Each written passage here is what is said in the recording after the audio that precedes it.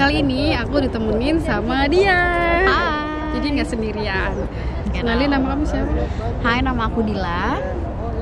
Ya. Udah Dila aja. Kenal. Jadi hari ini ditemenin sama Dila. Jadi di sini aku sama Dila mau ngebahas tentang Ausbildung. Jadi karena dia kan baru lulus gitu minggu ini. Jadi kita atau Dila mau berbagi tips untuk kalian seperti apa biar kalian atau biar kita bisa menyelesaikan Ausbildung dengan baik dan bisa lulus dengan sempurna. Gitu. Aduh, aku nggak sempurna kali. Oh. So, Dila, jadi gimana nih tipsnya apa aja biar yang lainnya tahu kalau pas mau ujian gitu, jadi nggak terburu-buru belajarnya. Jadi tipsnya Dila maunya tuh Dila pribadi itu seperti apa? Oke, pertama-tama aku mau bilang dulu kalau aku tuh Ausbildung sebagai Altenpflegerin, dan itu tuh lamanya selama 3 tahun dauernya. Udah gitu ya, baru minggu lalu aku selesai ujian semuanya dan baru dinyatakan lulus. Maaf, ini hint dulunya suara kereta jalan. Nah, oke. Ya. Udah gitu apalagi Kak tipsnya? Ya, tips kamu gimana bagi waktunya, belajarnya seperti apa gitu. Oke, kalau aku sih sebenarnya tipe orang yang jangan ditiru karena aku tuh orangnya terlalu santai. Yang belajar itu cuman beneran H-1 minggu Kak. Aku yang enggak, yang udah lama-lama banget aku belajar karena soalnya aku cepet banget lupa orangnya, dan aku biasanya fresh banget kalau misalnya H-3 atau H-1 minggu. Kenapa? Karena aku lebih cepet ingatnya gitu, nggak cepet lupa lagi. Dan aku biasanya lebih efektif kalau belajarnya subuh-subuh. Nah biasanya aku malam-malam itu baca-baca aja yang udah aku rangkum. Nah udah gitu subuh biasanya aku bangun jam 2:30 gitu, udah bangun, baru aku baca-baca lagi. Nah kan mulainya jam 8 tuh ujian. Nah jadi aku langsung dari 2:30 itu aku nggak tidur lagi, emang langsung genau kayak gitu. Itu nggak malah tambah pusing karena kan untuk exam gitu, kalau praksis kan bisa sebelum-belumnya gitu kan lewat praktis. Tapi kalau teori gitu kan pastinya teori kan belajar ujiannya kan yang dipelajari kan dari awal sampai akhir gitu. Iya. Itu kamu dalam 3 hari itu apa dalam 1 minggu sebelumnya semuanya udah ada di kepala atau gimana? Sebenarnya nggak semua, nah makanya dari itu sebenarnya harusnya sih nyicil ya belajarnya. Kalau di sekolah aku kan kalau misalnya ujian tertulis sama ujian lisan sudah ditentukan kan itu 3 hari itu. Nah setiap harinya itu sudah ditentukan temanya apa aja yang akan keluar. Misalnya hari pertama tentang reh itu apa sih, hukum-hukum gitu kan. Nah jadi itu biasanya cuma ada 2 Landveld bab gitu. Jadi kita belajarnya fokus itu aja Kak. Jadi cuma 2. Nah hari ketiga misalnya tentang kultur, terus tentang kultur Gewalt in der Gewalt, tentang kekerasan dengan pasien atau dengan bewoner gitu. Ya, kita dipelajari gitu. juga. Terus tentang mobbing, bullying, terus suicide. Suicide itu bunuh diri. Jadi berpikiran untuk pengen mengakhiri hidupnya mereka. Terus kayak konflik sama diri sendiri, sama orang lain juga, sama keluarga atau sama kolegen juga, sama pasiennya juga bisa jadikan gitu. Terus terus hari kedua misalnya tentang penyakit itu. Nah itu paling banyak banget, aku paling deg-degan karena dari sekian banyak kita nggak tahu penyakit apa yang bakal keluar. Nah itu sih yang paling bikin deg-degan, cuman sudah geschafft. Oke, itu tips dari Dila. Lebih bukan tips sih kalau itu, cuma berbagi pengalaman aja. Jadi ya beda-beda sih setiap orang caranya. Genau. Gitu. Setiap orang punya cara belajarnya masing-masing gitu. Genau. Dila, suka duka kamu selama di sekolah gimana, Dila? Sekarang kan kamu udah lulus tuh, jadi otomatis kan kamu udah nggak ada yang namanya belajar lagi. Tapi ya kalau belajar itu tetap ya sebenarnya, justru kalau menurut aku belajar yang sesungguhnya itu ini sekarang setelah aku lulus gitu, karena orang tuh setiap hari akan belajar sesuatu yang baru gitu, apalagi lewat di praksis ya, di tempat kerja itu tuh justru belajar yang sesungguhnya gitu. Cuman ya sukanya apa ya, senengnya apa ya? Ya seneng dapat duit gede. Ya senengnya bisa bantu orang sih, karena aku seneng banget kerja sama orang dibandingkan di depan komputer yang garing banget.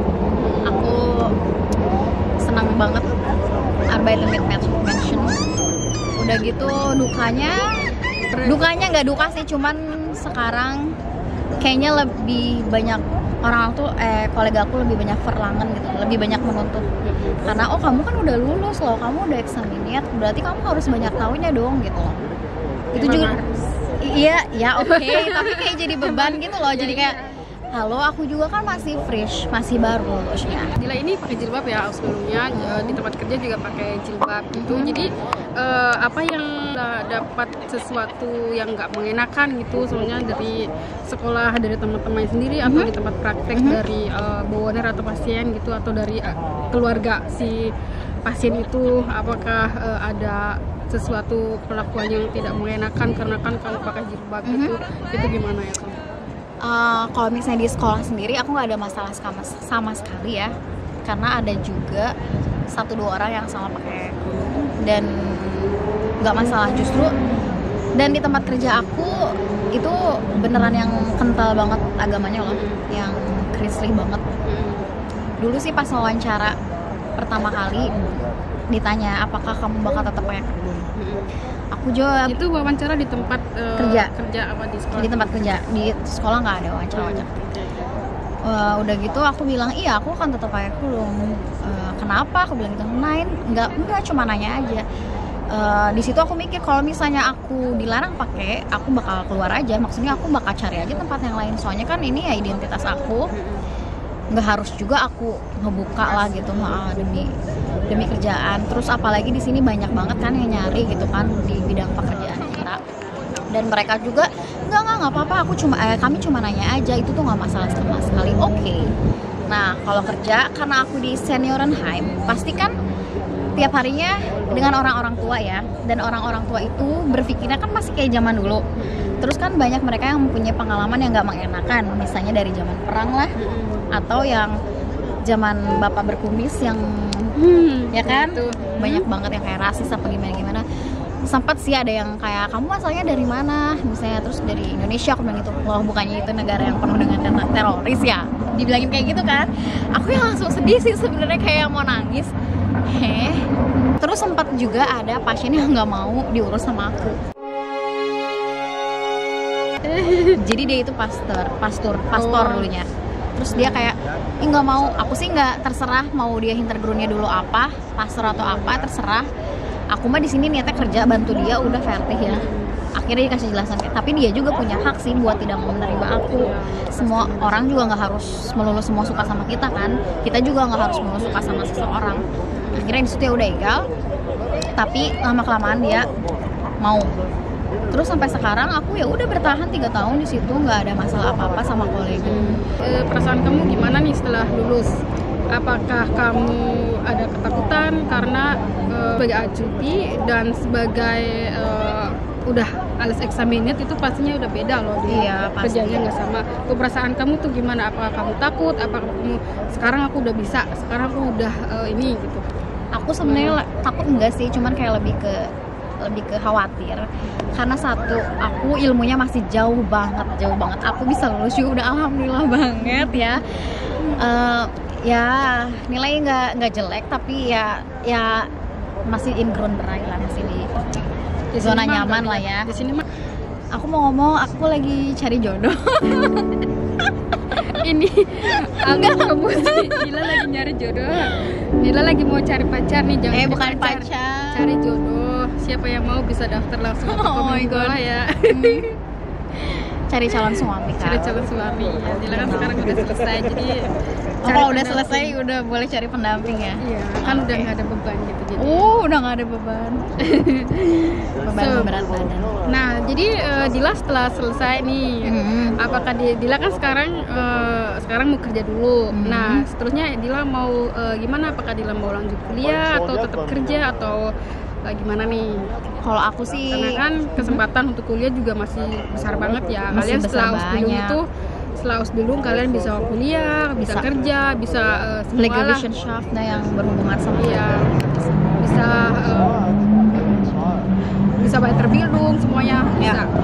Aku sih pengennya pause dulu, bukannya pause gimana, nggak harus auf einmal ya, jadi pengen langsung dulu aja ini kerja dulu pelan-pelan, udah cari gitu, pengalaman gitu ya.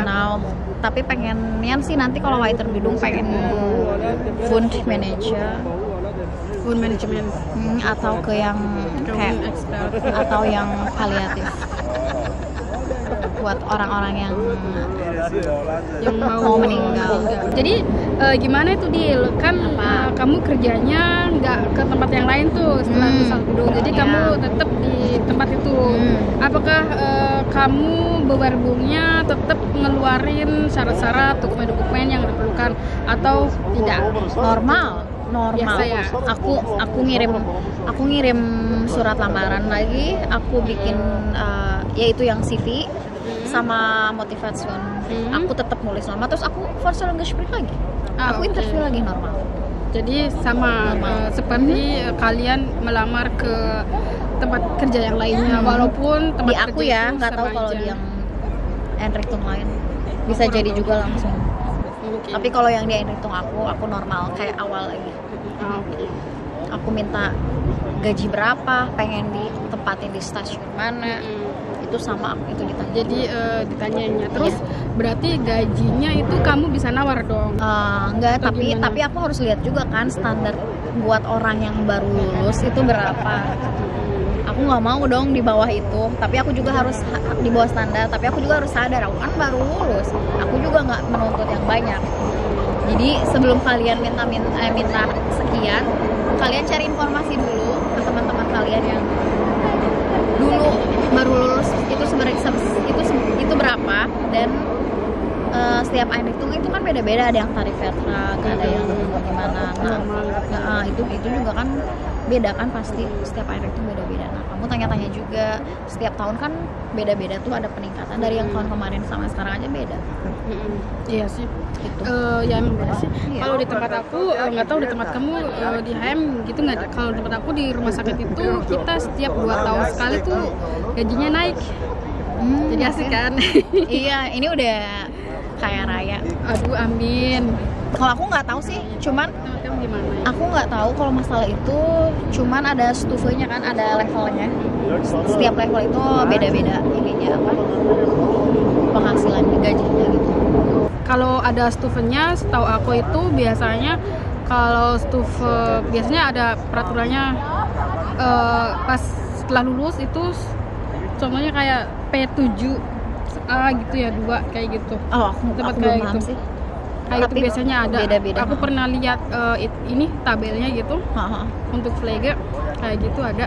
Jadi kalau kamu contohnya 2 tahun tuh kerja di tempat kamu yang sekarang, terus kamu pindah ke tempat lain, otomatis tempat lain itu bakal ngambil kamu nggak dari awal, nggak dari nol gitu. Jadi udah nerusin levelnya. Jadi aku bisa masuk ke P2 contohnya.